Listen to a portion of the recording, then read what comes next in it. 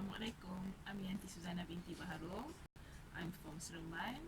I'm working as a penolong pegawai takbir N29 at Pejabat Setiausaha Kerajaan Negeri Sembilan. The Secretary of State for Negeri Sembilan or Pejabat Setiausaha Kerajaan Negeri Sembilan is divided into two sections, namely the Development Division and the Management Divisions. The administrative and management affairs of public service are managed and coordinated by Pejabat Setiausaha Kerajaan Negeri Sembilan. It also serves as a consultant in economic development and is a leading planner in the development of public sector information and communication technology in Negeri Sembilan. In addition, Pejabat Setiausaha Kerajaan Negeri Sembilan is also coordinating and liaising with other agencies including the state and the federal department.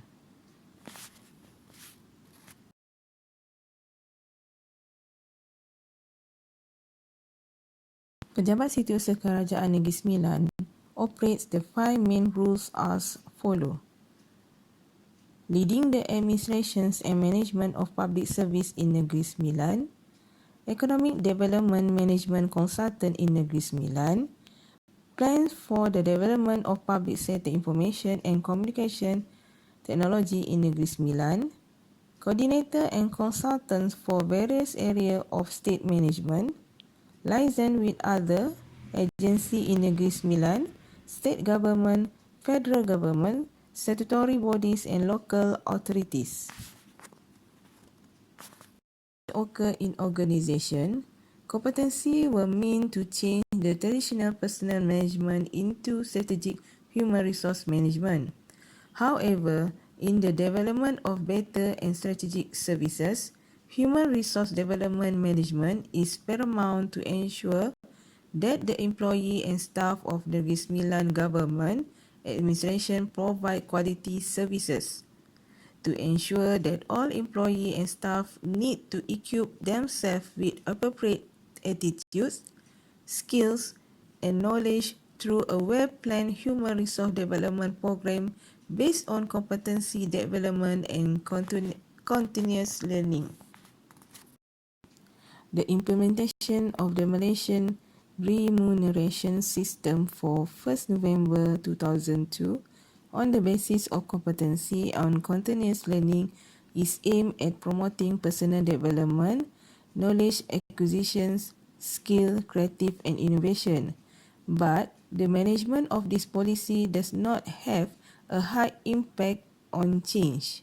Officer and staff attending training courses and program only to qualify to complete at least 7 days of training in reference to the Service Circular number 6 of 2005 without considering the actual training requirement that could change the skill and potential of civil servant.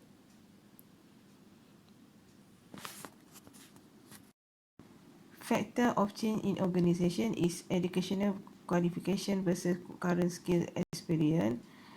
The key issue is the officer appointed depend on his or her educational qualification for the position, but they have no current skill and experience. Number 2 is job performance versus human resource development. This process only looked at the training requirement of an employee on the job or job scope only.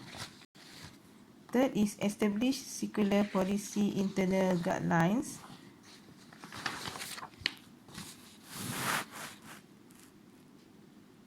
Establish circular policy and internal guidelines used to ensure that the training plan analysis for human resource development of staff continue to be prominently applied by all departments and agencies under the Negeri Sembilan government administration. And the last is implement human training based on needs. This change will empower the ministry agency to plan and implement human capital training based on need.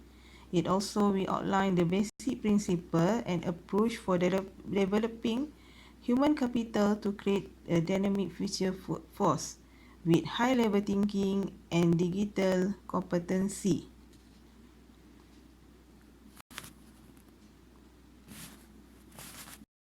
Another factor of change in organisation is we need continuous education on the job training and reskilling to the benefits from new technologies. And by building the highly skilled workforce where productivity and competitiveness drive growth, the cost of use is more efficiently and with emphasis on quality of worker. This means the reduced dependency on unskilled foreign labour and greater attention to multi-skilling of employees who can increase productivity. Okay, and another factor are required to perform multiple tasks with a need to occasionally upgrade skills in order to meet changing job conditions. Specific skill-based competency required to satisfactorily perform the function of the job include adhering to safety practice, operating standard office equipment, including using pertinent software application and preparing maintaining accurate records.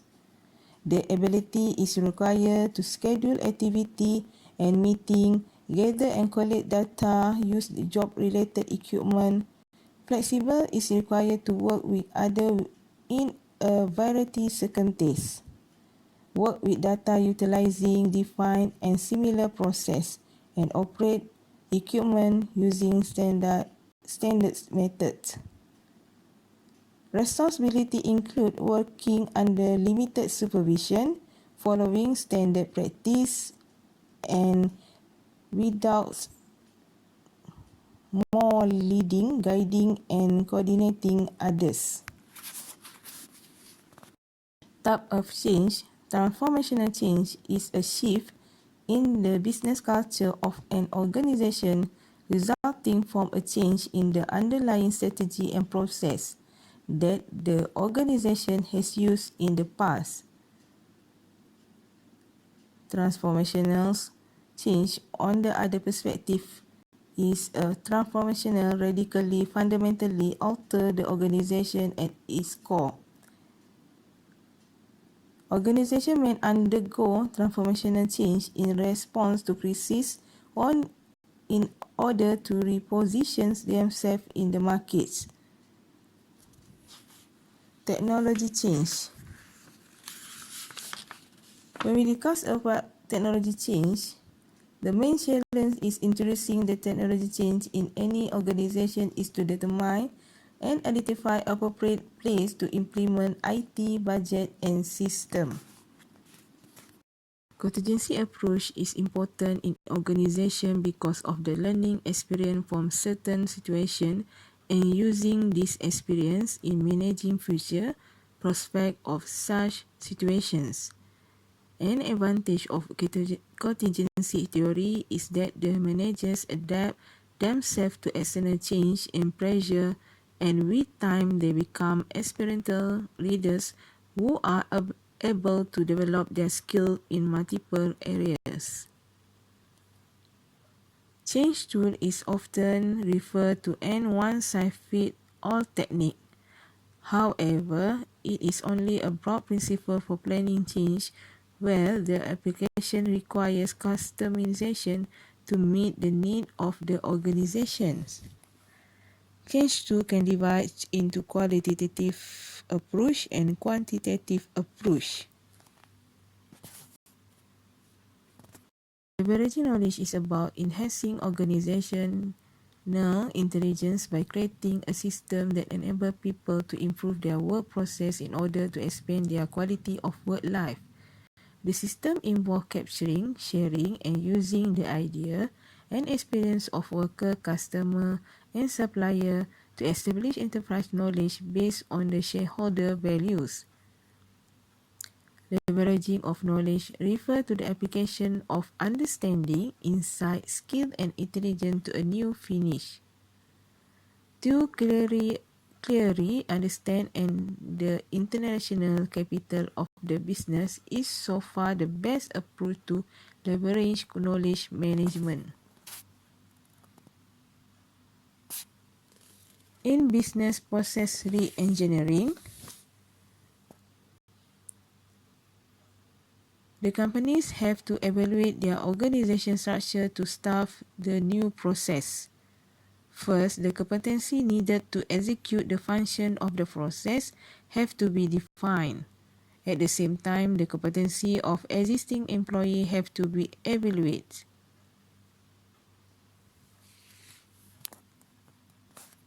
Role of leadership in change process. 1. The ability to manage and create change. 2. Energizing and instilling a readiness for change. 3. Gain employee support and commitment to change. 4. Creating a vision and setting the directions. 5. Inspire supervision to ensure committed and involved workforce. Role of leadership in change process also create a definable strategy, communicating effectively, empowering employee, counter resistance, support employees and track progress. There are few reasons for people to resist change, and some of them are dislike of change, discomfort with uncertainty, perceived negative effect on interest, attachment to the established culture, multitasking job, centralization feeling system, and lack of workers.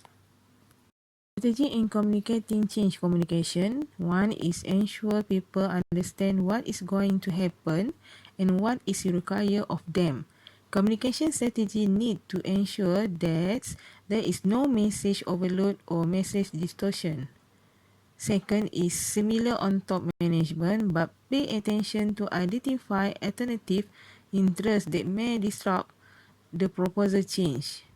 Tell and provide communications techniques are used to try to win people over the change. Strategies in communication change communication also focus on letting people know about the why of change. There is the inevitability of the change and how best to cope or survive them. Identify and reply. Communication strategy use.